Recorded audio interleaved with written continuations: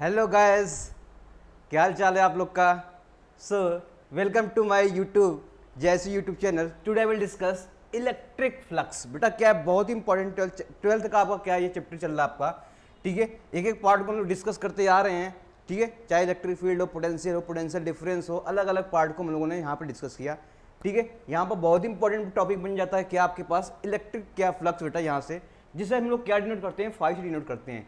तो देखो ये बहुत ही इंटरेस्टिंग टॉपिक होगा आपका, जितने भी एग्जामिनेशन वगैरह में पूछे जाते हैं क्वेश्चन, और बेसिक कॉन्सेप्ट क्या होता है इससे रिलेटेड और कैसे क्वेश्चन बनते हैं वो देखेंगे अलग अलग चीज़ों को लेकर। यहाँ से बेटा आपका कॉन्सेप्ट बिल्कुल ही क्लियर हो जाएगा यहाँ से, आप अगर आप इससे जुड़े रहें। ठीक है, इनको चीज़ों को देखें और प्रैक्टिस करेंगे तो सभी चीज़ें आपकी जितने भी क्वेश्चन आएंगे बेटा वो बनते जाएंगे।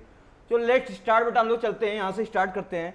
आपका जो है आपके पास क्या होता है, इलेक्ट्रिक फ्लक्स का डेफिनेशन क्या होता है बेटा। मैं बोलूँगा जैसे कोई प्लेन है, ठीक है, उस प्लेन में बेटा कोई इलेक्ट्रिक फील्ड लाइन क्या करिए, पास करिए, लेकिन क्या परपेंडिकुलर होना चाहिए। कैसा बेटा, परपेंडिकुलर।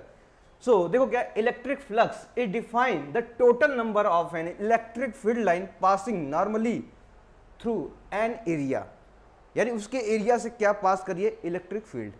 क्या पास करिए बेटा, इलेक्ट्रिक फील्ड पास कर रही है। तो देखो बेसिकली क्या मैंने लिया है, एक प्लेन लिया हूं। क्या लिया हूं, एक प्लेन लिया हूं।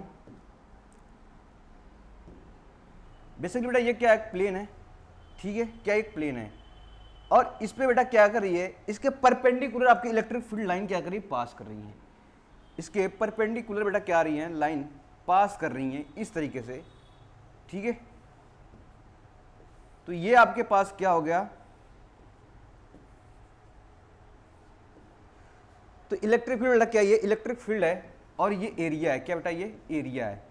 अगर मैं देखो इसका एरिया क्या हो गया, ये देखो इस तरीके से, ये एरिया हो गया, इसका परपेंडिकुलर वेक्टर निकालूंगा, इस एरिया का परपेंडिकुलर वेक्टर निकालूंगा, एरिया वेक्टर निकालूंगा, तो ये भी ऐसे नॉर्मल जाएगा इसके। ठीक है, किसी किसी बुक में बेटा क्या दिया है, एन कैप दिया है। अगर मैं एरिया की बात करूंगा तो एन कैप डायरेक्शन दिया है, एन कैप, या कहीं कहीं इसको ए कैप से डिनोट किया है। मतलब एरिया का क्या है, नॉर्मल मैं वेक्टर ले रहा हूं, एरिया का नॉर्मल वेक्टर ले रहा हूं, तो किसके अलोंग जा रहा है, इलेक्ट्रिक फील्ड के अलोंग जा रहा है। इलेक्ट्रिक फील्ड भी कैसा है आपके पास, ऐसे ही परपेंडिकुलर परपेंडिकुलर परपेंडिकुलर एरिया के परपेंडिकुलर है। तो यही क्या आ गया आपके पास, कितनी आपके पास इलेक्ट्रिक फील्ड फ्लो कर रही है उसमें एरिया को, इस पर यूनिट यानी कि सरफेस एरिया। लेकिन कैसा बेटा, ये प्लेन से 90 डिग्री बनाएगा, याद रखना, प्लेन से 90 डिग्री बना रहा है, तो उसे बोलेंगे, क्या बोलेंगे हम लोग, इलेक्ट्रिक फ्लक्स।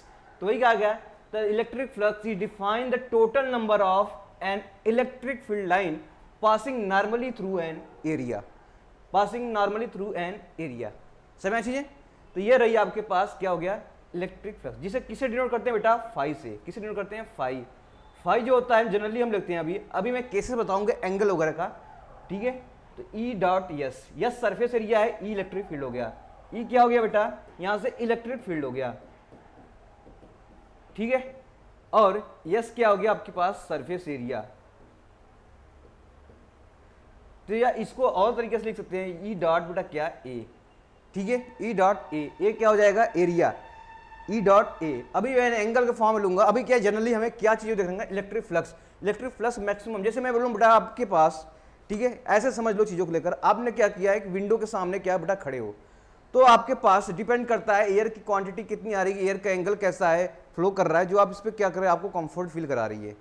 ठीक है, तो ऐसे ही सेम है, आपने कितना एरिया डिसाइड किया है। ठीक है, तो आपको पास कितनी फ्लक्स आ रही है, इसमें कितनी इलेक्ट्रिक फील्ड आ रही है, तो वो चीज़ें आपको यहाँ पर देखने को मिल जाएंगे। ठीक है, तो वही फ्लक्स हो गया। फ्लक्स क्या हो जाएगा, कितनी इलेक्ट्रिक फील्ड पर यूनिट, कितना इस सरफेस एरिया में कितना फ्लो कर जा रही है आपके पास, ये हो जाएगी आपके पास फ्लक्स। तो चलो अगर बेटा इसको सिंपल फॉर्म में देखूं मैं, ठीक है, सिंपल फॉर्म में देखता हूं अभी, तो हमें क्या मिलेगा कि मान लो कोई सरफेस है, क्या है, अभी तो नॉर्मल लिया था, अब नॉर्मल ना लेके कोई मैं सरफेस लेता हूं जिस पे कोई डीए मैंने क्या लिया है, इस एलिमेंटल एरिया ले लेता हूं। डीए मैंने क्या किया, एलिमेंटल एरिया लेता हूं यहां पर। तो अब इस पे देखूंगा, इसका नॉर्मल जो होगा, इस प्लेन का नॉर्मल कैसा होगा, ऐसे इसके नॉर्मल। ठीक है, तो क्या हो जाएगा, ए कैप या एन कैप ले लीजिए, कुछ भी लेना आपको। अब आपके पास इलेक्ट्रिक फील्ड लाइन बेटा किसी एंगल पे दिया है, क्या है, इलेक्ट्रिक फील्ड लाइन किसी एंगल पे दिया है, जिसे थीटा है बेटा, क्या एंगल है, याद रखना, बहुत बार बार चिल्ला के बोलूंगा, थीटा किसके किसके बीच का एंगल होता है, यहां पे लिख लो थीटा, थीटा जो थीटा होगा यहां पर, theta angle between electric field and area vector. ठीक है, एरिया वेक्टर का मतलब क्या है, जो एरिया है, यानी आपने एरिया ये लिया है, तो एरिया क्या है आपके पास, परपेंडिकुलर, वही एरिया वेक्टर हो जाएगा, या एन कैप या एडिट कैप है, तो इन दोनों के बीच का एंगल होता है, हमेशा ध्यान रखना, थीटा जो लेंगे बेटा यहां पर यही लेंगे। अब इसके दो कंपोनेंट्स होंगे, एक एरिया के अलॉन्ग हो जाएगा, ठीक है, एरिया वेक्टर के अलॉन्ग, एक एरिया वेक्टर के परपेंडिकुलर। तो आपके पास क्या मिलेंगे यहाँ पे, अगर मैं इसको तोड़ दूं, देखो ऐसा इलेक्ट्रिक फील्ड लाइन है, थीटा ये है, ए कैप ये है। अब आपके पास देखो ये क्या हो जाएगा हो जाएगा बेटा, एक हो जाएगा ई कॉस थीटा यहाँ से, और यहाँ से एक और हो जाएगा ई साइन थीटा। ठीक है, ई कॉस थीटा, ई साइन थीटा। अब बताओ इलेक्ट्रिक फील्ड और एरिया वेक्टर आपस में कैसे हैं, पैरेलल में है, तो यही तो होगा ना, यही होगा। मैंने क्या पढ़ा था, एरिया जो होता था इलेक्ट्रिक फील्ड एरिया के परपेंडिकुलर निकलता था, इसका मतलब इस पर नॉर्मल ले लूँ मैं एरिया वेक्टर, तो इसका भी ऐसे परपेंडिकुलर निकलेगा इसका एरिया का। तो इलेक्ट्रिक फील्ड लाइन और एरिया वेक्टर बेटा कैसा था आपके पास, कैसा था, इलेक्ट्रिक फील्ड लाइन और एरिया वेक्टर कैसा था बेटा, हमेशा एलॉन्ग था, यानी कि दोनों एक ही साथ चलते थे यहाँ पर। तो देखो ई कॉस थीटा, ये आपके पास ए आ जाएगा। इसी तरह बेटा इसको डी फाई के टर्म में लिखूँ, डी फाई के टर्म में तो हम लिख सकते हैं, क्या लिख सकते हैं, ई डॉट डी एस। इसको थोड़ा सा मैं टर्म करूँ, जो डी एस है इसको मैं थोड़ा सा मैं करता हूँ, तो क्या हो जाएगा डी ए, देखो जो ई कितना हो जाएगा आपके पास, किसके लॉन्ग है, इधर है, इसको मैं लिख सकता हूँ ई कॉस थीटा, क्या लिख सकता हूँ, E cos theta into D A. D A क्या आपके पास एरिया है, अभी स्मॉल एरिया लिया मैंने, क्या लिया है, अभी स्मॉल एरिया लिया हूँ, तो अब क्या हो जाएगा ई, ठीक है, तो अब क्या हो जाएगा आपके पास, ये देखो ई D A cos theta, E D A cos theta, इसको इंटीग्रेट कर देंगे तो आपके पास फाई आ जाएगा। ठीक है, इसको इंटीग्रेट कर दूं दोनों तरफ तो क्या हो जाएगा फाई। अब इसके पास क्या हो जाएगा, ये इसको मैं क्या लिख सकता हूं फाई की जगह, अब फाई की जगह मैं क्या लिख सकता हूं, फाई की जगह बेटा क्या लिख सकता हूं लोग, देखो इसको ई डॉट डी ए, दोनों वेक्टर के फॉर्म में लिख देते हैं। ए डॉट बी बेटा क्या होता है, ए डॉट बी, तो हम कहेंगे sir A B cos theta, यही होता है, तो वही है ई डॉट ए बराबर क्या हो जाएगा, ई D A cos theta, E D A cos theta. तो ये ऐसा क्या हो जाएगा आपके पास, इस फॉर्म में इसको लिख सकते हैं, तो फाई क्या हो जाएगा, ई डॉट डी ए हो जाएगा। ठीक है, ई डॉट डी ए हो जाएगा आपके पास। तो ये रही आपके पास सिंपल सा रिप्रेजेंटेशन बेटा। आपके पास इलेक्ट्रिक फ्लक्स किस पे डिपेंड कर रहा है, देखो किस पे कर रहा है, इलेक्ट्रिक फील्ड वेक्टर, यहाँ पे एरिया बेटा क्या है, वेक्टर है, लेकिन ये क्या है, स्केलर है। दो आपके पास वेक्टर का मल्टीप्लाई हुआ है तो कैसा हो गया आपके पास, स्केलर हो गया है। ठीक है, तो फ्लक्स क्या बेटा, फ्लक्स हमेशा स्केलर है, आगे इसको डिस्कस करेंगे इसके यूनिट के बारे में। तो फ्लक्स का आपके पास कैसा हो जाएगा, स्केलर क्वांटिटी हो जाएगा। तो यहां से समझ में आई आपके पास, मैंने क्या किया बेटा, हम लोगों ने क्या किया, एक आपके पास यहाँ पे डीए पर मैंने क्या किया, एरिया पर एक आपके पास एरिया वेक्टर निकाल लिया। ये आपके पास इलेक्ट्रिक फील्ड अगर किसी एंगल पे दिया हो तो मैंने क्या किया, आपको नॉर्मल जो होगा, इसके एरिया के नॉर्मल जो होगा उसके अलावा इलेक्ट्रिक फील्ड तोड़ दीजिए, क्योंकि हमें पता है अगर लाइन इलेक्ट्रिक फील्ड परपेंडिकुलर होना चाहिए हमेशा। ठीक है, इलेक्ट्रिक फील्ड कैसा होना चाहिए, परपेंडिकुलर होना चाहिए। तो इलेक्ट्रिक फील्ड बेटा परपेंडिकुलर, यानी इसके नॉर्मल निकालूं एरिया का, तो नॉर्मल एरिया का ऐसे परपेंडिकुलर निकलेगा ना, एरिया का नॉर्मल, यानी इलेक्ट्रिक फील्ड और एरिया वेक्टर बेटा क्या होना चाहिए आपस में, ठीक है, एक ही भाई में एक ही डायरेक्शन होना चाहिए, एक ही डायरेक्शन होना चाहिए। तो क्या हो जाएंगे आपके पास, तो सेम वही है आपके पास, सेम यही है। तो मैंने क्या किया, एरिया वेक्टर और इलेक्ट्रिक फील्ड को एक साथ ले लिया, तो यही क्या दे देगा आपके पास, फ्लक्स दे देगा। देखो ई dot D S, E cos theta, मैंने ये ई का कंपोनेंट तोड़ा था, डी ए आपके वही रहेगा, और ई D A cos theta integrate कर दूंगा तो इसको मैं एस फॉर्म में लिख सकता हूँ। ठीक है, अब आपके पास फ्लक्स देखो ई पे डिपेंड कर रहा है, एरिया पे डिपेंड कर रहा है और थीटा पे डिपेंड कर रहा है, तीन चीजें पे डिपेंड करेंगी। तो केसेस वन देखा जाए, केस वन देखा जाए किस पे डिपेंड कर रहा है, तो फाई बेटा किसके प्रोपोर्शनली है, अगर मैं बोलूँ फाई किसके प्रोपोर्शनली है, ई के, फाई किसके है, इलेक्ट्रिक फील्ड के प्रोपोर्शनली है। तो जैसे मैं कहूँ बेटा, जितना आपके पास इलेक्ट्रिक फील्ड ज़्यादा होगा, ज़्यादा इलेक्ट्रिक फील्ड होगा, उतना क्या होगा आपके पास, फ्लक्स ज़्यादा होगा। क्या होगा, इलेक्ट्रिक फ्लक्स ज़्यादा होगा। जैसे देखो बेटा, यहाँ से एग्जांपल लेते हैं, ठीक है, ये आपके पास प्लेन था,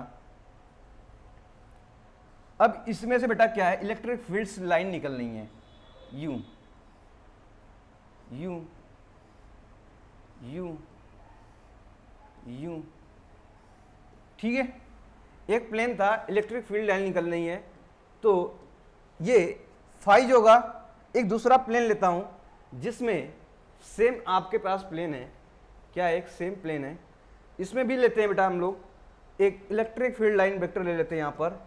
चलो, ये रहा आपके पास यू निकला, और ये रहा बेटा यहाँ पर यू निकला, ये रहा यू निकला,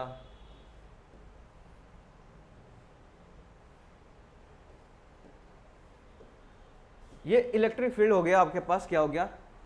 अब देखो बेटा यहाँ पर क्या चीजें वेरी मिलेंगी कि जो कि आपके पास फ्लक्स है ना, ये फ्लक्स है, क्या है, क्या फ्लक्स है। फ्लक्स किस पे डिपेंड करिए, इलेक्ट्रिक फील्ड लाइन पर। तो इलेक्ट्रिक फील्ड लाइन इसमें कितनी है, फाई की वैल्यू कितनी हो जाएगी, 4। इसमें इलेक्ट्रिक फील्ड लाइन किसमें है, देखो कितनी है, 1 2 3 4 5 6, इसमें कितनी बेटा, 6। यानी कि हमें कहने का मतलब है कि इलेक्ट्रिक फील्ड ज़्यादा लाइन होंगी, इलेक्ट्रिक फील्ड्स की लाइनें ज़्यादा होंगी, तो क्या होगा, फ्लक्स हमारा क्या होगा, ज़्यादा होगा। तो इलेक्ट्रिक फील्ड की लाइनें बेटा ज़्यादा होंगी तो फ्लक्स क्या होगा आपके पास, ज़्यादा मिलेंगे। तो यहाँ पे 4 इलेक्ट्रिक फील्ड लाइन निकल रही है, यहाँ पे कितने निकल रही है, 6 निकल रही हैं, तो आपके पास फ्लक्स की वैल्यू किस में ज़्यादा होगी, तो हम बोलेंगे ये 1 सेक्शन है और ये 2 सेक्शन है, तो हम कहेंगे फाई 2 जो होगा बेटा इसमें ज़्यादा होगा किससे, फाई 1 से, ठीक है। तो पहला केस क्या था आपके पास, फाई किस पे डिपेंड कर रहा था, देखो फाई बराबर क्या था हमारे पास, E D A cos theta, यानी ई पे डिपेंड कर रहा है, एरिया पे डिपेंड कर रहा है और थीटा पे। अब दूसरा केस एरिया पे देख लेते हैं बेटा, अभी इलेक्ट्रिक फील्ड पे देखा था, अब एरिया पे देख लेता हूं। तो कहोगे सर अगर मैं बोलूं एरिया पे निकालो, तो कोई बात नहीं, जैसे मैं कहूँ एरिया पे आपके पास क्या है, ये इलेक्ट्रिक फील्ड लाइन है, क्या है, इलेक्ट्रिक फील्ड लाइन है। चलो मैं लिख देता हूं, इलेक्ट्रिक फील्ड लाइन होगी आपके पास, ये इलेक्ट्रिक फील्ड प्यारा सा लाइन हो गया। अब बेटा आपके पास एरिया है, क्या है, एक एरिया है जो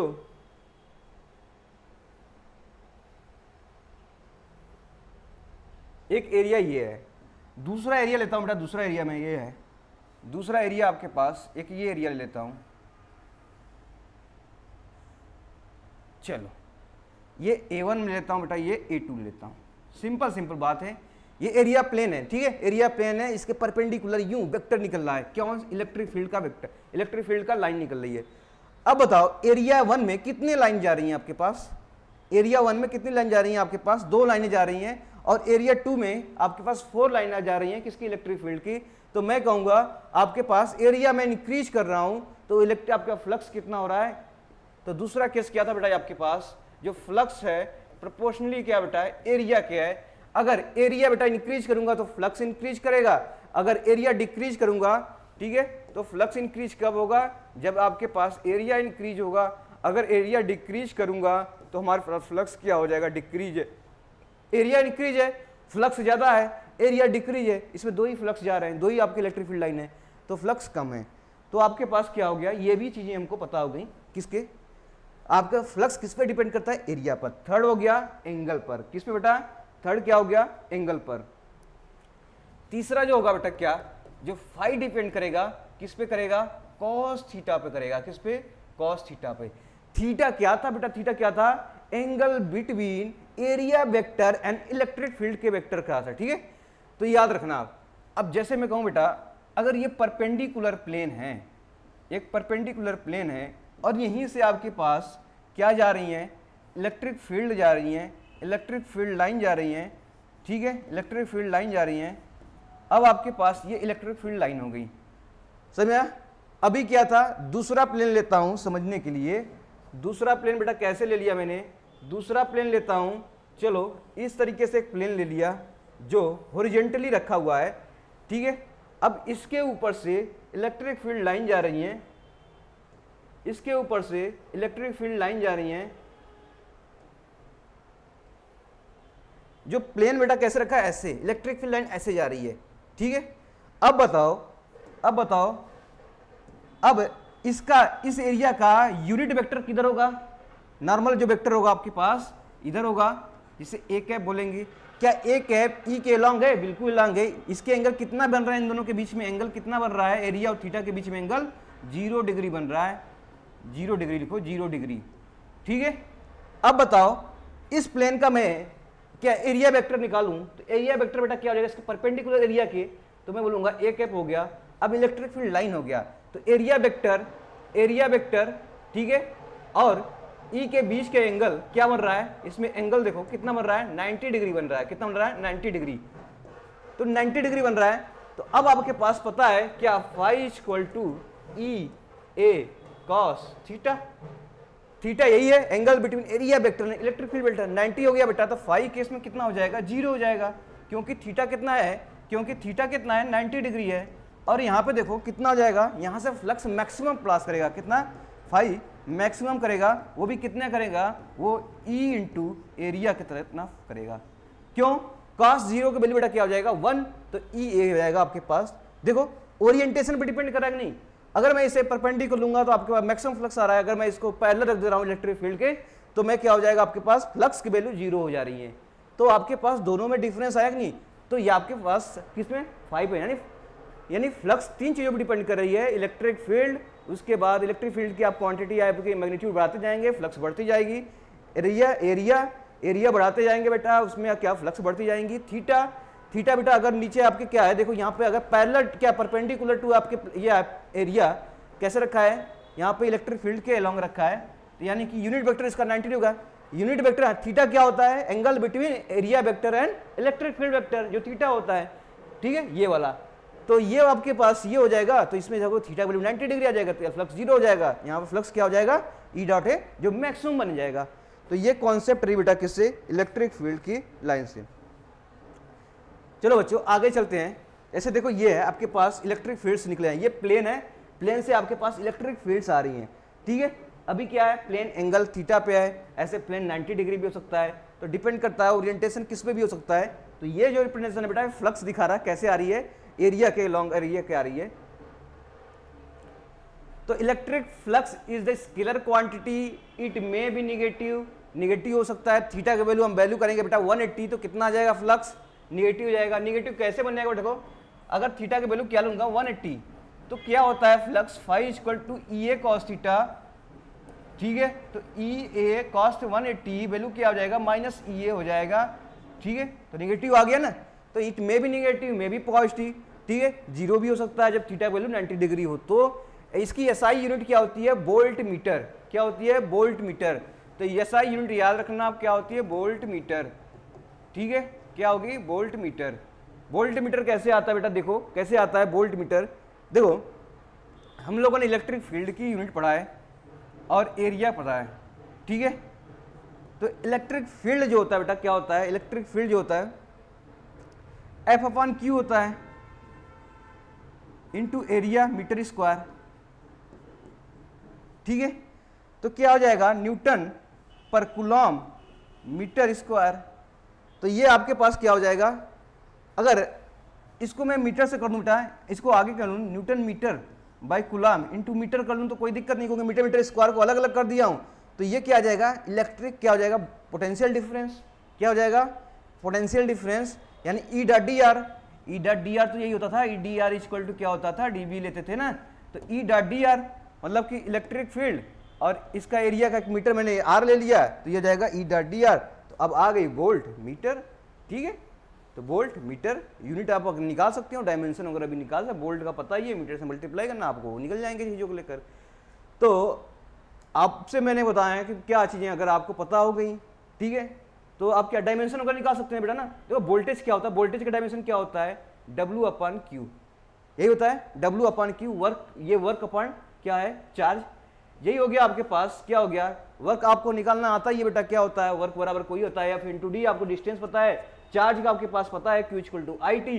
तो यहां से निकाल लेंगे तो क्या हो जाएगा, एम एल के पावर 2 टी माइनस 2, चार्ज कितना हो जाएगा यहां से, यहां पे I T Q equal to I T ampere time into metre क्या हो जाएगा, यहाँ पर वोल्ट मीटर है, ऐसे मीटर से मल्टीप्लाई कर देंगे एल। तो टोटल क्या आ जाएगा आपके पास, फ्लक्स का यूनिट। तो अब इसको सॉल्व कर लीजिए, फ्लक्स का यूनिट कितना आ जाएगा, देखो m, बिल्कुल बच्चे देखो, ये देखो एल स्क्वायर है, इसको एल स्क्वायर की जगह एल क्यूब हो जाएगा। अब देखो क्या हो जाएगा, t-2 है तो t-3 हो जाएगा, और ये क्या हो जाएगा, एम्पियर -1। तो ये बन जाएगा बेटा क्या, फ्लक्स का डायमेंशंस। ठीक है, तो सिंपल सा डायमेंशन से कुछ निकालना नहीं है, कोई भी डायमेंशन वगैरह निकालना है, अगर आपको सब चीज़ें पता है तो क्या निकाल लेंगे हम लोग। तो वही बात है बेटा, here the two special cases are calculating the electric flux passing through the surface of finite size. ठीक है, क्लोज लूप हो सकता है या तो ओपन लूप हो सकता है। Phi equal to E dot D S कब मिलेगा, जब कब मिलेगा बेटा, ये एरिया वेक्टर हमेशा ई के अलॉन्ग होना चाहिए, या एरिया जो होगा परपेंडिकुलर टू इलेक्ट्रिक फील्ड के होना चाहिए। At every points on the surface the magnitude of electric field is constant and perpendicular to surface. तो इलेक्ट्रिक फील्ड हमेशा यूनिफॉर्म यानी कांस्टेंट होना चाहिए और परपेंडिकुलर टू उसके सरफेस पे होना चाहिए। तो हमें क्या हो जाएगा, क्योंकि कॉस थीटा का वैल्यू 0 रखेंगे बेटा, कितना हो जाएगा, ई dot D S, E dot S, S आपका सरफेस एरिया है। ठीक है, जो एरिया है, समझा चीजें। जैसे कहने का मतलब है, देखो ये सिंपल से बात है बेटा, ये आपके पास प्लेन हो गया, ठीक है, तो ये क्या हो जाएगी, इलेक्ट्रिक फील्ड हो गया। तो प्लेन के परपेंडिकुलर इलेक्ट्रिक फील्ड है, तो ये क्या हो जाएगी आपके पास, प्लेन के परपेंडिकुलर है ना, ये प्लेन है। एरिया वेक्टर निकालेंगे इसका, तो एरिया वेक्टर इधर ही हो जाएगा प्लेन के, ये कैप, तो इसके एरिया वेक्टर के अलॉन्ग हो जाएगा, जिसके एंगल एरिया वेक्टर और ई के बीच के एंगल थीटा होता है, वही आपके पास 0 रखना है। तो यहाँ से हम निकाल लेंगे आपके पास क्लोज लूप। बेटा क्या होगा, अगर क्लोज लूप भी मैं बात करूंगा तो ये ओपन लूप का था, ये क्लोज लूप था। क्लोज लूप, या अगर मैं बोलूँ इसमें क्लोज लूप है, क्या ये क्लोज लूप है। क्लोज लूप में बेटा क्या होगा, आपकी इलेक्ट्रिक फील्ड वेक्टर इस सरफेस के 90 डिग्री पे होना चाहिए, यहाँ से इलेक्ट्रिक फील्ड की वैल्यू 90 डिग्री पे होना चाहिए। ठीक है, कितना होना चाहिए बेटा, 90 डिग्री पे होना चाहिए इलेक्ट्रिक फील्ड की वैल्यू, यहाँ पे 90 डिग्री होना चाहिए इलेक्ट्रिक फील्ड की वैल्यू। तो ऐसे जो होंगे बेटा 90 डिग्री इलेक्ट्रिक फील्ड की वैल्यू, ठीक है, तो ये आपके पास यहाँ पे देख लो, तो ये क्लोज लूप में देखोगे, अब क्लोज लूप में कोई 3D बॉडी देख ली, 3D बॉडी कोई है, तो सभी सरफेस के बेटा क्या परपेंडिकुलर इलेक्ट्रिक फील्ड होगा, परपेंडिकुलर इलेक्ट्रिक फील्ड होगा। ठीक है, परपेंडिकुलर इलेक्ट्रिक फील्ड होगा, तो ये हो जाएगा, इस केस में भी क्या आ जाएगा, ई डॉट एस। सेकेंड हो जाएगा 0, कब 0 होगा, फाई की वैल्यू कब 0 होगा, जब थीटा और एरिया वेक्टर के बीच में 90 डिग्री होगा, यानी प्लेन का आना चाहिए बेटा, प्लेन के ऊपर इलेक्ट्रिक फील्ड ऐसे जाएगा तभी हो जाएगा, क्योंकि ऐसे जाएगा तो प्लेन का मैं बोलूँगा नॉर्मल लो बेटा, नॉर्मल एरिया वेक्टर, तो ये आ जाएगा। तो एरिया वेक्टर प्लेन के बेटा ये है और लाइन इलेक्ट्रिक फील्ड ये है, तो कितना एंगल बनाएगा, थीटा ये 90, तो 90 बाई कॉस 90 बेटा, E dot S into cos 90, तो कितना हो जाएगा आपके पास 0। तो यहाँ से आएगा, if all points on the surfaces the electric field tangential to the surface. बिल्कुल सही बेटा, देखो ये इलेक्ट्रिक फील्ड इस पर क्या है, टेंजेंशियल फ्लो कर रही है बेटा, कैसे कर रही है, टेंजेंशियल फ्लो कर रही है, ये टेंजेंशियल फ्लो कर रही है। तो इसका यूनिट वेक्टर निकालूंगा एरिया के लॉन्ग, तो कितना हो जाएगा, एक कैप बाहर की तरफ। ठीक है, तो यानी कि इलेक्ट्रिक फील्ड ये रहा है, एरिया वेक्टर की इलेक्ट्रिक फील्ड के बीच में 90 डिग्री बन रहा है, तो वही 90 मैंने यहाँ पर रखा हूँ। तो हमेशा थीटा का वैल्यू याद रखना, मैं बार बार चिल्ला रहा हूँ बेटा कि थीटा का वैल्यू कैसा होना चाहिए आपके पास इलेक्ट्रिक फील्ड और एरिया वेक्टर की। एरिया वेक्टर कब निकलेगा, एरिया के परपेंडिकुलर।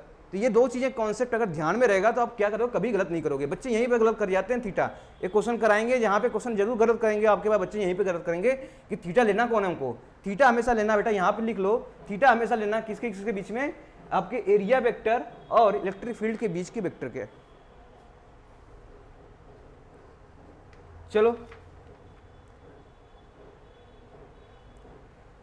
एक बेटा सॉलिड एंगल होता है, ठीक है, सॉलिड एंगल बता रहे हैं क्या चीजें होती हैं वो देख लो। सॉलिड एंगल क्या होता है, ठीक है, solid angle is analogous there 3 dimensional of usual angle in two dimensions. ठीक है, the solid angle subtended by any surfaces DA and point O and distance R is given by. तो कैसे निकालेंगे, देखो सॉलिड एंगल बेटा कैसे निकालेंगे। सॉलिड एंगल निकालने का मैं बता रहा हूं, जैसे ये आपका फिगर है, ऐसे आके बेटा कहीं टर्मिनेट हुआ होगा जहां पे थीटा बना रहा है, ये क्या बना रहा है, थीटा, जहां पे ये थीटा वैल्यू बना रहा है। अब देखो अभी एरिया कैसा है, ये कोन तरह कोन है ना, ये कोन है, क्या है, कोन है, कोन है। अब देखो यहां पर एरिया कैसा है आपके पास, यहां पे एंगल किसी एंगल में है, क्या है, एंगल में है। तो एरिया ऐसे बना है, देखो ऐसे बना है, ठीक है, ऐसे बना है, और यहीं से लाइन गई है, यहीं से लाइन क्या गई बेटा इसका, और इसका बेटा क्या हो जाएगा, यानी कि देखो ये तो डी ए सरफेस है जो थीटा एंगल पे बना है, थीटा ये है आपके पास, तो ये आपके पास सरफेसेस दे रखे हैं, तो इसके नॉर्मल सरफेस हो जाएंगे और क्या हो जाएंगे, इसके तो नॉर्मल ये हो गया, नॉर्मल यानी एरिया वेक्टर, एरिया वेक्टर, ये इलेक्ट्रिक फील्ड दिया है, इलेक्ट्रिक फील्ड और एरिया वेक्टर के एंगल क्या आ गए, थीटा। ऐसे कोण है, ठीक है, ऐसे कोण है, तो ऐसे बेटा क्या है, कोण है जो थीटा है आपके पास, प्लेन है। तो ये बोला है कि अगर डी है तो सेम क्या करेंगे बेटा, यहां से ये कॉस थीटा कंपोनेंट लेंगे, किसके अलोंग, एरिया वेक्टर के अलोंग। तो यहां से अगर मैं कंपोनेंट लेता हूं तो क्या हो जाएगा,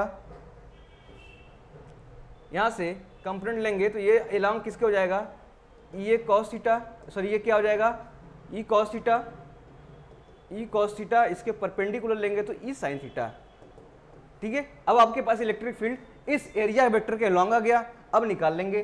तो इसका जो आपके पास फॉर्मूला आता है बेटा निकालने के लिए, सॉलिड एंगल की फॉर्मूला होता है जिसे बोलते हैं डी ओमेगा, ठीक है। ये किसके बराबर होता है, ये होता है D A cos theta upon क्या होता है आपका आर स्क्वायर। अगर टोटल की बात करूंगा, टोटल सॉलिड एंगल की बात करूंगा, तो ये होगा आपके पास समेसन ऑफ क्या बेटा, ये आपके पास एरिया यानी जो टोटल एरिया है into cos theta divide by R square.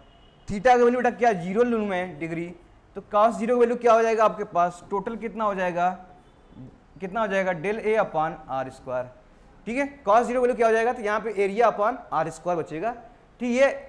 ये है, आपको याद रखना पड़ेगा, क्या रखना पड़ेगा, याद रखना पड़ेगा सॉलिड एंगल, किसके लिए, सॉलिड एंगल, सॉलिड एंगल के लिए अगर चीजें आपको याद रखनी पड़ेंगे, D A cos theta upon R square, कब, जब यही है डी ए की जगह मैं summation of A cos theta upon R square total load दिया, थीटा को जीरो रख देंगे तो ये आ जाएगा, समझ आ चीजें।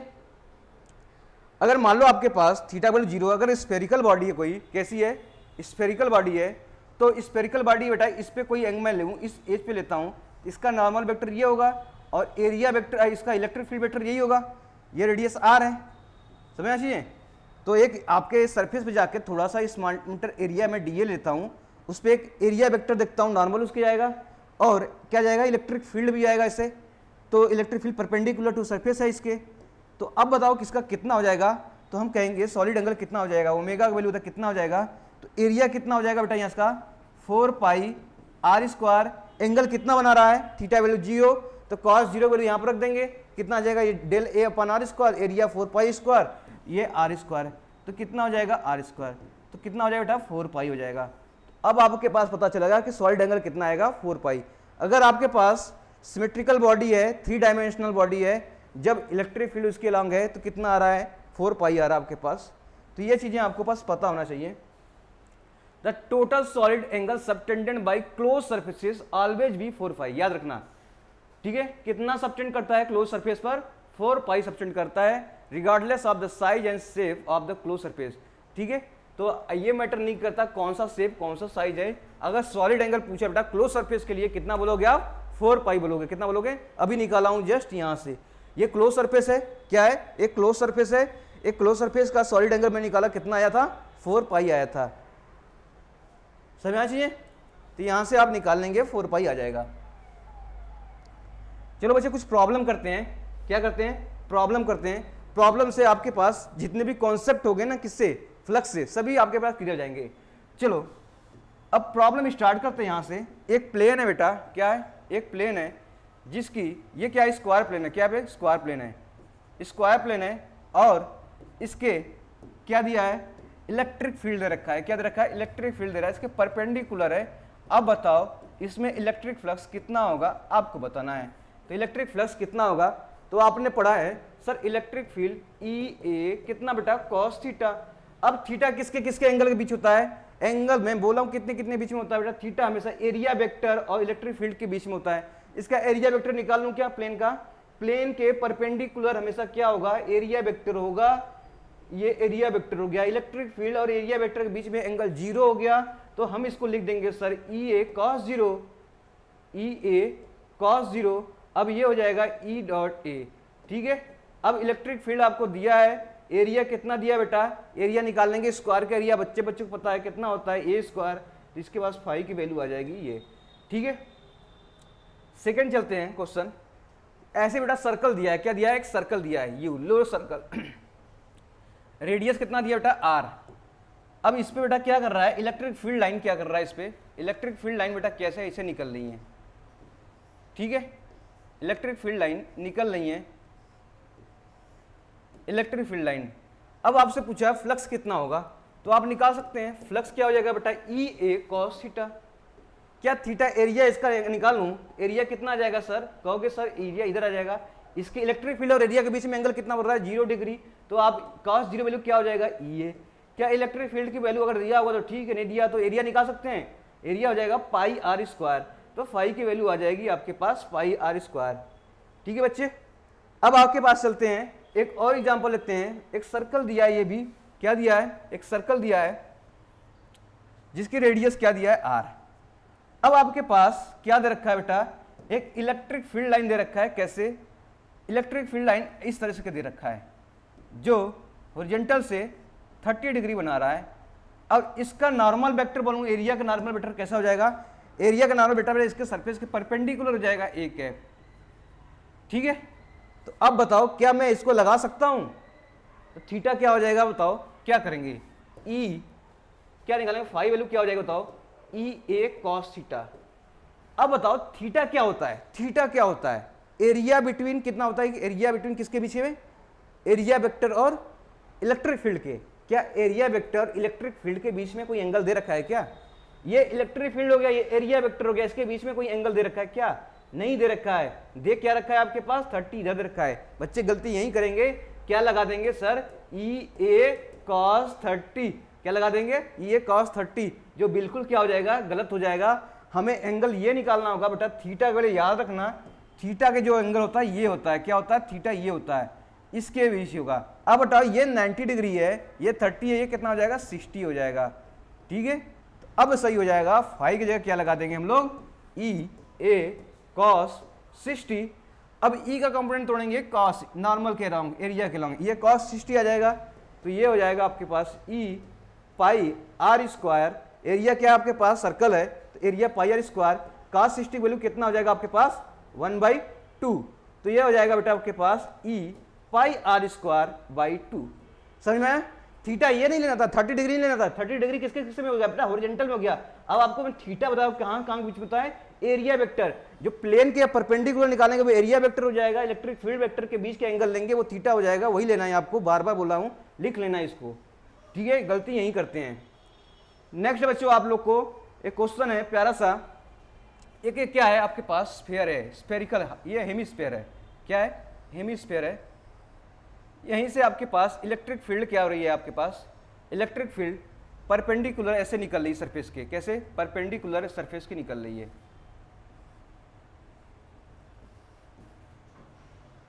ठीक है, अब ये रेडियस आर है।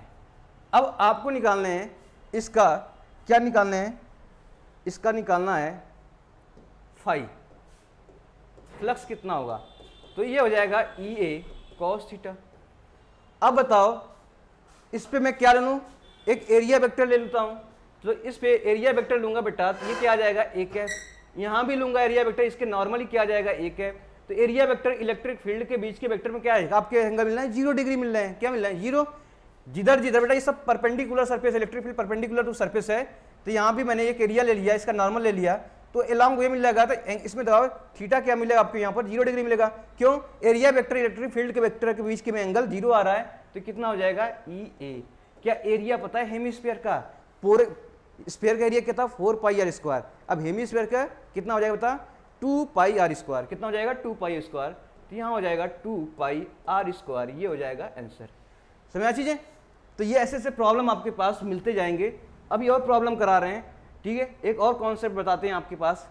अब आपके पास बेटा मैं बोलूँ, अब मैं बॉडी लेता हूँ 3D बॉडी, क्या लेता हूँ 3D बॉडी, स्पेस में रखता हूँ, यानी XYZ एक्सिस में रखता हूँ, तब कैसे प्रॉब्लम सॉल्व करेंगे। जैसे आपके पास देखो ये क्या है, ये एक्सिस है, क्या है, एक्स एक्सिस, वाई एक्सिस और जेड एक्सिस। ठीक है, इलेक्ट्रिक फील्ड बेटा क्या है, यूनिफॉर्म है, किसके, एक्स डायरेक्शन में, यूनिफॉर्म है, कैसा है, एक्स डायरेक्शन में, यूनिफॉर्म है, कितना एरिया है, एक्स डायरेक्शन में ई दे रखा है।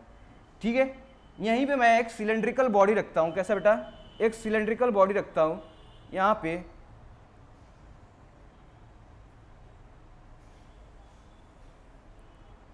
ये लो आप एक सिलेंड्रिकल बॉडी रखा है बेटा यहां से, ठीक है, जिसकी लेंथ L मान लो, डायमीटर बेटा क्या है, डायमीटर या रेडियस मान लो R है, R रेडियस है, यहां पे लिख लो R रेडियस है, सिलेंडर है, ये क्या है, सिलेंडर है, ठीक है, इस तरह से रखा हुआ है। अब आपसे पूछा है फ्लक्स कितना जनरेट होगा, ये निकालना है, क्या निकालना, फ्लक्स निकालो कितना होगा। इलेक्ट्रिक फील्ड रखा है क्या, यस, किसके अलोंग, ओनली एक्स एक्सिस के अलोंग, ऐसे ऐसे ऐसे फ्लो कर रहा है, तो पूरे इंटायर सरफेस में फ्लो कर रहा होगा, ऑब्वियस है, इलेक्ट्रिक फील्ड ऐसे फ्लो कर रहा है, ये क्या किया है, तो इलेक्ट्रिक फील्ड बेटा कैसे फ्लो कर रहा है, ऐसे फ्लो कर रहा है ना, इस सरफेस से निकल के जाएगा, इस सरफेस से निकल के जाएगा, इस सरफेस भी निकल के जाएगा, तो क्या इस एरिया का परपेंडिकुलर निकल रहा है क्या, क्या इस एरिया परपेंडिकुलर इंटर हो रहा है क्या, क्यों जी, इंटर हो रहा है क्या, यस, तो ऐसे निकल रहा है। तो अब हम क्या करेंगे, अब हम क्या करेंगे, अब लेना हमको क्या लेना है, आपके पास देखो इस सरफेस पे आ जाओ, ठीक है, इसे 1 मान लो, इस कर्व सरफेस को 2 मान लो, इसे 3 मान लो, समझा दीजिए। अब इसको निकालो, इसका बताओ, ये इधर इलेक्ट्रिक फील्ड आ रहा है, इस एरिया का नॉर्मल वेक्टर किधर हो जाएगा, इधर हो जाएगा, नॉर्मल वेक्टर इधर जाएगा और इलेक्ट्रिक फील्ड इधर है, इसके में φ3 निकाल लूं, तो φ3 निकालने का तो ये हो जाएगा E dot A cos theta, तो थीटा वैल्यू कितना हो जाएगा, एरिया जो वेक्टर इसका निकाल रहा हूं बेटा, इलेक्ट्रिक फील्ड वेक्टर अलोंग ही है, यानी 0 डिग्री बना रहा है इसके बीच में, तो कितना हो जाएगा E इंटू ए, इसे लिख सकते हैं क्या, प्लस का E इंटू ए रहने दो, ठीक है, पाई आर स्क्वायर रख सकते हैं, यहाँ पर एरिया रख सकते हैं, तो φ3 आ गया आपके पास ये E इंटू ए। नेक्स्ट इसी तरह देखो, इसी तरह अब यहां पे आ जाओ, इसका बताओ एरिया वेक्टर किधर होगा, ये इधर होगा, ठीक है, एरिया वेक्टर इधर होगा, तो मैं ए कैप लिखता हूं, लेकिन इलेक्ट्रिक फील्ड किधर है, इलेक्ट्रिक फील्ड इधर है, इलेक्ट्रिक फील्ड क्या है, इधर है। अब बताओ ई और ए के बीच में कैसा एंगल बन रहा है, 180 बन रहा है कि नहीं, ऐसे ऐसे, इलेक्ट्रिक फील्ड इधर है, एरिया वेक्टर इधर है, देखो एरिया वेक्टर इसका परपेंडिकुलर देखूंगा तो इधर निकलेगा, ठीक है, और इलेक्ट्रिक फील्ड कैसा आ गया, इधर आ गया, किसके बीच में कितना बन रहा है, 180, ये 180 डिग्री है, तो कितना बनेगा 180 डिग्री, तो 180 बेटा इसका निकाल लेता हूँ φ1 का, तो ये ई ए कॉस थीटा, ठीक है। अब बताओ ई ए कॉस 180 कितना हो जाएगा, कॉस 180 वैल्यू क्या हो जाएगी आपके पास, माइनस ई ए φ1 हो जाएगा, ठीक है। अब आपके पास कर्व सरफेस बचा बेटा, कर्व सरफेस पे मैं कोई एरिया लेता हूं, सपोज ये लिया स्पेंड रहे, इसका नॉर्मल क्या हो जाएगा u, या इसे बोलो ए कैप। अब आपके पास ये हो गया ए कैप। अब बताओ इसमें क्या हो गया, इलेक्ट्रिक फील्ड इधर है, परपेंडिकुलर है, अब एरिया वेक्टर इलेक्ट्रिक फील्ड में कितना है, 90 डिग्री बन रहा है, तो φ2 कितना हो जाएगा बेटा, ई ए कॉस कितना हो जाएगा थीटा, तो इसके बीच में 90 डिग्री बन रहा है, कॉस 90 रख दो, ये वैल्यू हो जाएगा 0। तो आपका टोटल कितना मिलेगा, आप फॉलो कर टोटल की बात करेंगे, इस फ्लक्स कितना मिलेगा पूरे सरफेस में, बोलूंगा φ1 प्लस φ2 प्लस φ3। बेटा φ1 कितना आया था आपके पास, माइनस ई आया था, φ2 कितना आया था, 0 आया था, अब प्लस क्या φ3 कितना आया था, ई ए। अब ये वैल्यू माइनस ई ए प्लस ई ए कितना हो जाएगा आपके पास, 0 हो जाएगा, तो इसका मतलब फाई टोटल क्या हो गया, 0।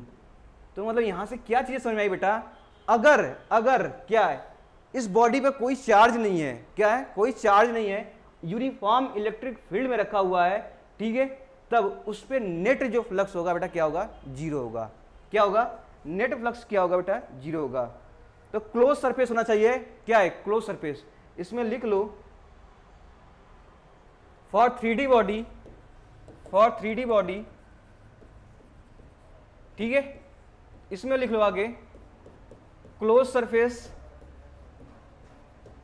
Without charge and close surface without charge and uniform electric field, close surface without charge and uniform electric field. तो ये क्या हो जाएगा आपके पास, सो टोटल फ्लक्स मस्ट भी क्या हो जाएगा, 0। So total flux must be 0, याद रखना। अगर आपके पास 3D बॉडी दिया हो, यूनिफॉर्म इलेक्ट्रिक फील्ड रखा हो, तो क्या हो जाएगा, एक एग्जांपल और कर लेते हैं हम लोग, ठीक है। एक एग्जाम्पल और कर लेते हैं जिससे आपका कॉन्सेप्ट और क्लियर हो जाएगा। ये रहा आपके पास एग्जाम्पल, ये क्या है आपके पास क्यूब है, क्या है क्यूब है। तो ये आपके पास क्या हो गया, क्यूब हो गया। तो क्यूब में आपके पास इस तरीके से क्या मिलेंगे। अब मैं यहीं पर थ्री डायमेंशन ले लेता हूं, ठीक है। थ्री डायमेंशन कैसे हो जाएगा बेटा, ये एक्स वाई हो गया, ये एक्स हो गया, और क्या हो जाएगा ये एक्स, ये वाई, अब जेड, ठीक है। अब ये इलेक्ट्रिक फील्ड बेटा क्या यूनिफॉर्म दे रखा है, इलेक्ट्रिक फील्ड क्या यूनिफॉर्म ई दे रखा है, एक्स डायरेक्शन में या ई आई कैप दे रखा हो, जो भी क्वेश्चन दिया है, ठीक है। यहाँ से ई नॉट आई कैप भी दे सकता है, यानी आई कैप यानी एक्स डायरेक्शन में दे रखा है इलेक्ट्रिक फील्ड। तो आपसे पूछा बेटा कितना आपके पास फ्लक्स होगा इस बॉडी में बताना है, तो आपके कितने सरफेस देखेंगे बेटा, 1 2 3 4 5 6 सरफेस देखेंगे, नहीं देखेंगे। तो आपके पास बोलूँ बेटा ये 1 है, क्या है ये 1 है, और ये क्या है 2 है, बाकी ये 3 हो गया, नीचे वाला पोर्शन 4 हो गया, नीचे वाला पोर्शन, और क्या बचा आपके पास, सामने वाला पोर्शन 5 हो गया, उधर वाला पोर्शन क्या हो जाएगा 6 हो जाएगा, यही होगा। तो इलेक्ट्रिक फील्ड आप देख लो, डायरेक्टली निकाल लो। तो देखो यहाँ से इसका नॉर्मल, इसका सरफेस क्या हो जाएगा, एरिया क्या बोलते हैं, वेक्टर एरिया कितना हो जाएगा, इसका इधर हो जाएगा। इलेक्ट्रिक फील्ड किधर लगा हुआ है, इलेक्ट्रिक फील्ड इधर रखा है, और इसके पास एरिया किधर हो गया इधर। तो यानी 1 जो 5 होगा इसके बीच में थीटा कितना बना रहा है आपके पास 180 बना रहा है। तो यहाँ पे हो जाएगा आपके पास ई ए माइनस का ई हो जाएगा, सिमिलरली जैसे किया था सेम बेटा वैसे ही आपके पास क्या हो जाएगा। यहाँ पर देखो 2 वाले पे आ जाओ, 5 2 देखते हैं, इसका एरिया वेक्टर क्या प्लेन के परपेंडिकुलर हो जाएगा, इलेक्ट्रिक फील्ड भी इस डायरेक्शन दिया है, सेम डायरेक्शन में हो गया, तो थीटा क्या बनाएगा 0 बनाएगा, तो ये हो जाएगा प्लस का ई ए, समझ आ चीजें। तो 5 2 आ गया आपके पास। 5 3 देखो आपके पास ऐसे मिलेगा, एरिया वेक्टर कितना है, ये आपके इलेक्ट्रिक फील्ड कैसा बेटा, इलेक्ट्रिक फील्ड ऐसे है, एरिया वेक्टर ऐसे 90 डिग्री बना रहा है, थीटा तो वही होता है ना आपके पास, ये होता है आपके पास एरिया और इलेक्ट्रिक फील्ड के बीच का एंगल। तो 5 3 कितना हो जाएगा आपके पास 0 हो जाएगा। इसी तरह 5 4 कितना हो जाएगा, ये वाला नीचे हो गया, इलेक्ट्रिक फील्ड बेटा ऐसे है 90 डिग्री बनाएगा, तो 5 4 कितना हो जाएगा 0, 5 5 कितना हो जाएगा आपके पास 0, 5 6 कितना हो जाएगा 0। तो मतलब कि 6 वाला भी देखोगे आपके पास वो अंदर वाला इधर पीछे है, ठीक है ऐसे। तो ये भी इलेक्ट्रिक फील्ड ऐसे है 90 डिग्री, ऐसे एंगल बना रहा है, वो भी क्या हो जाएगा 0। तो टोटल कितना हो जाएगा 5 टोटल क्या हो जाएगा, मैंने सब जोड़ दूंगा, 5 1 plus 5 2 plus 5 3 plus 5 4 plus 5 5 plus 5 6 सभी जोड़ दूंगा, बाकी सब 0 है। 5 1 प्लस 5 2 क्या हो जाएगा माइनस ई ए प्लस का ई ए प्लस का सभी क्या है 0 है। तो टोटल कितना हो जाएगा, यहाँ पे भी क्या हो जाएंगे 0 हो जाएंगे। तो टोटल 5 टोटल कितना हो जाएगा बेटा यहाँ पर 0। तो हम कहेंगे बेटा फिर वही कहानी आ गई आपके पास, यूनिफॉर्म इलेक्ट्रिक फील्ड है, विदाउट चार्ज है, ठीक है, क्लोज सरफेस है, क्लोज सरफेस है, यानी 3 कंडीशन फॉलो हो जाए, क्लोज सरफेस, विदाउट चार्ज और इलेक्ट्रिक फील्ड। तब क्या होगा, नेट आपका फ्लक्स क्या हो जाएगा, मस्ट बी 0। तो यहाँ पे देखो आपके पास आ गई मस्ट बी 0। समझ आ चीजें बेटा। तो ये हो गया आपके पास क्या कॉन्सेप्ट। एक और कॉन्सेप्ट याद रख लो बेटा, कब, जब देखो एक और कॉन्सेप्ट याद रख लो, जब आपके पास क्लोज सरफेस हो, तो आपके पास जैसे मान लो यह कोई क्लोज सरफेस है, ठीक है, कैसा है बेटा, क्लोज सरफेस है विदाउट चार्ज, इसमें कोई चार्ज नहीं है। तो क्या होगा, क्या होगा, अलग अलग सरफेस पे बेटा क्या ले लें यहाँ पर, जैसे मैं बोलूँ ना यहाँ पे कोई स्मॉल सरफेस ले लेता हूँ, एक यहाँ पे स्मॉल सरफेस लेता हूँ, एक यहाँ पे स्मॉल सरफेस ले लेता हूँ, एक यहाँ पे स्मॉल सरफेस ले लेता हूँ, ठीक है। इसका बेटा क्या हो जाएगा ds, यानी कि आपके पास एरिया वेक्टर किधर हो जाएगा, इधर हो जाएगा, इसका एरिया वेक्टर इधर हो जाएगा। इलेक्ट्रिक फील्ड बेटा क्या है आपके पास, इलेक्ट्रिक फील्ड जो होगा आपके पास, ठीक है, इलेक्ट्रिक फील्ड जो होगा आपके पास ऐसे किसी एंगल पे यहाँ पे दिया हुआ है, इसका क्या हो जाएगा आपके पास यहाँ पे क्या हो जाएगा, एन कैप ले लूँ या एरिया कैप ले लेता हूँ, इसमें भी इलेक्ट्रिक फील्ड क्या दिया है, ऐसे ई दिया है। सिमिलरली क्या हो जाएगा बेटा यहाँ पर देखो एन कैप हो जाएगा, इसका इलेक्ट्रिक फील्ड बेटा कितना दिया आपके पास, ऐसे दे रखा है। यहाँ पे क्या हो जाएगा आपके, सिमिलरली क्या हो जाएगा आपके पास, इस तरीके से हो जाएगा, इलेक्ट्रिक फील्ड कैसा दे रखा है, ऐसे दे रखा है। तो कहूँगा बेटा यहाँ से जितने भी आपके पास इलेक्ट्रिक फील्ड आ रही हैं, ठीक है, इंटर कर रही हैं, और एग्जिट कहाँ से कर रही हैं, इधर, एग्जिट इधर से कर रही हैं। तो अब ये क्लोज लूप है, और कुछ इंटर इधर से हो रहा है और कुछ आउटपुट इधर से आ रहा है, तो टोटल नेट फ्लक्स वही है, बॉडी कैसा हो जाएगी 0। कैसे 0 होगी, देखो देखो बेटा, ये जो एंगल होगा ना यहाँ पे एंगल, यहाँ पे एंगल कितना होगा, और ये एंगल देखो थीटा का वैल्यू क्या होगी, लेस देन 90 होगी। एन कैप इधर है, ई इधर है, तो यहाँ पे देखो थीटा का वैल्यू कितनी होगी, लेस देन 90 डिग्री। और यहाँ पे थीटा का वैल्यू बेटा कहाँ से, इलेक्ट्रिक फील्ड और एरिया वेक्टर के बीच में थीटा का वैल्यू क्या हो जाएगी, 90 से ज़्यादा हो जाएगी। ठीक है, तो यहाँ पे भी है 90 से थीटा की वैल्यू क्या हो जाएगी, ज़्यादा हो जाएगी। तो अब आपके पास क्या चीज़ें रखी हैं, अब आपके पास इलेक्ट्रिक फील्ड का क्या है, फाई की वैल्यू पता है, डी फाई निकालते हैं बेटा, क्या निकालते हैं हम लोग यहाँ पर, ई इंटू डी ए क्या निकालते हैं, कॉस थीटा। ठीक है, अब आपके पास ये देखो इंटरिंग है क्या बेटा, इनवर्ड लाइन है, क्या है, इनवर्ड, और ये क्या बेटा, आउटवर्ड।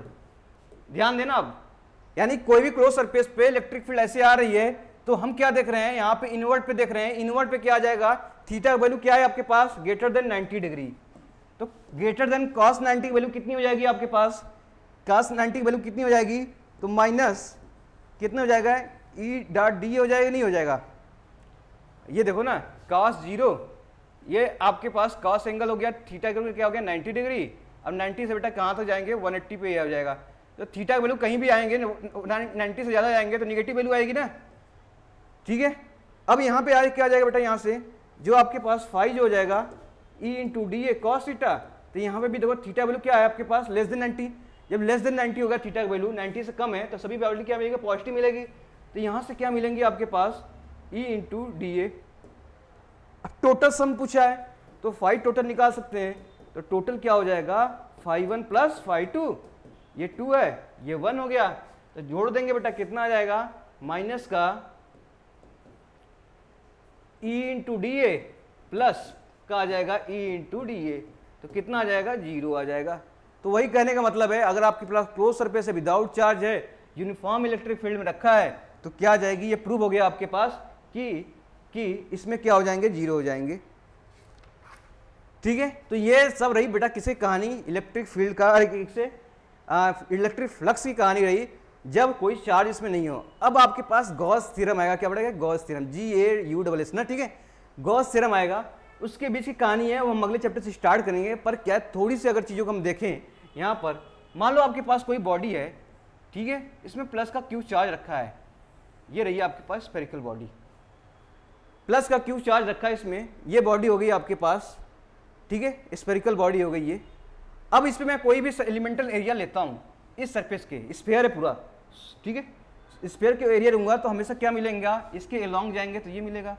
अब इलेक्ट्रिक फील्ड बेटा इधर ही डायरेक्शन में है, इलेक्ट्रिक फील्ड भी कहीं भी ले लो, यहाँ भी ले लो, यहाँ भी ले लेते हैं हम लोग, चलो, तो ये एन कैप, इलेक्ट्रिक फील्ड इधर आ जाएगा, यहाँ भी ले लें तो यहाँ पे ले लीजिए बेटा, यहाँ पे किसी सरफेस पे ले लीजिए एन कैप, या इसे क्या बोलते हैं हम लोग, ए कैप या एन कैप, किसी दोनों बुक में दिया, कहीं भी जाओ ए कैप दिया, कहीं एन कैप दिया है, तो क्या है, ये एरिया वेक्टर है, क्या है, और यहाँ पे देखो इलेक्ट्रिक फील्ड ऐसे हो जाएगी।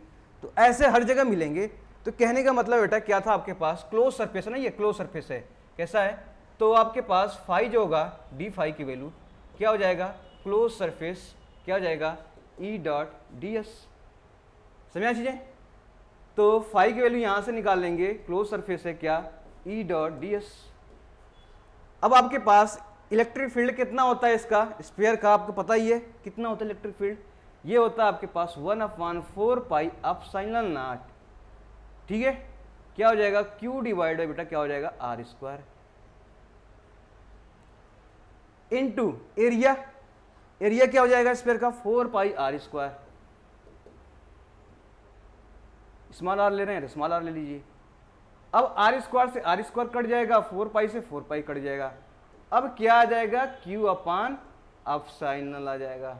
ठीक है, तो फाई हो जाएगी आपके पास ये, मतलब फ्लक्स आ गया आपके पास, गॉस, ये वही तो गॉस थ्योरम है, क्या है, यही तो गॉस थ्योरम है। इसको डिस्कस करेंगे पूरा डेफिनेशन के साथ साथ। लेकिन अभी एक एग्जांपल लिया मैंने, अगर बॉडी कोई क्लोज सरफेस है, ठीक है, अगर वो बॉडी कहाँ पे है, वो स्पेस में है, जहाँ पे क्या, ये फ्री स्पेस में, जहाँ साइनल नॉट बॉडी लेते थे, तो उस केस में फ्लक्स अगर इसमें क्या है, इसके अंदर क्या है, चार्ज क्यू है ना, इसके अंदर क्या चार्ज क्यू है, तो फ्लक्स की वैल्यू क्या आती है आपके पास, गॉस फ्लक्स की वैल्यू क्या आती है, कितनी आती है, Q अपान एप्सिलॉन नॉट। क्या होती है, Q अपान एप्सिलॉन नॉट।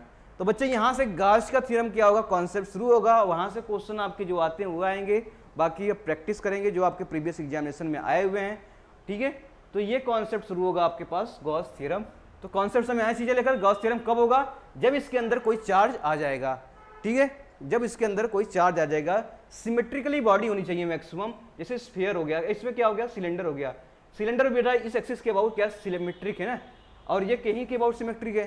तो ऐसे बॉडी सिमेट्रिक है जिसमें चार्ज क्या होता है, चार्ज दिया हो, तो वो हो जाएंगी आपके पास Q/ε0, यही कि आपके पास गॉस फार्मूला हो जाएगा। पहले कितना निकालते थे हम लोग, फ्लक्स विदाउट चार्ज के निकालते थे, ठीक है। और हमने देखा था कोई स्पेस में रखी है, 3D बॉडी स्पेस में रखी without charge, uniform electric field, close surface है, तो हमेशा फ्लक्स कैसा होता था, जीरो। अब कोई इंटरिंग कर रही है, कोई आउटरिंग कर रही है, तो टोटल कितना फ्लक्स हो जाएगा उसमें, जीरो, ठीक है। वो भी हम लोगों ने सब कुछ डिस्कस कर लिया। तो थैंक यू बेटा यहाँ से, ठीक है, थैंक यू सो मच। आप लाइक करें, शेयर करें, सब्सक्राइब करें और इसे प्रैक्टिस करें। और इंपॉर्टेंट कॉन्सेप्ट था, इससे आपका इलेक्ट्रिक फ्लक्स एकदम कॉन्सेप्ट क्लियर जाएगा प्रॉब्लम के साथ। आप याद रखना थीटा किसके लेते हैं, थीटा याद कर जाते बता रहे हैं, थीटा किसके लेंगे, एरिया वेक्टर और किसे इलेक्ट्रिक फील्ड के बीच के एंगल लेना है आपको। अगर ये चीज़ें अगर कॉन्सेप्ट में है तो आप क्वेश्चन गलत नहीं करेंगे। तो थैंक यू सो मच।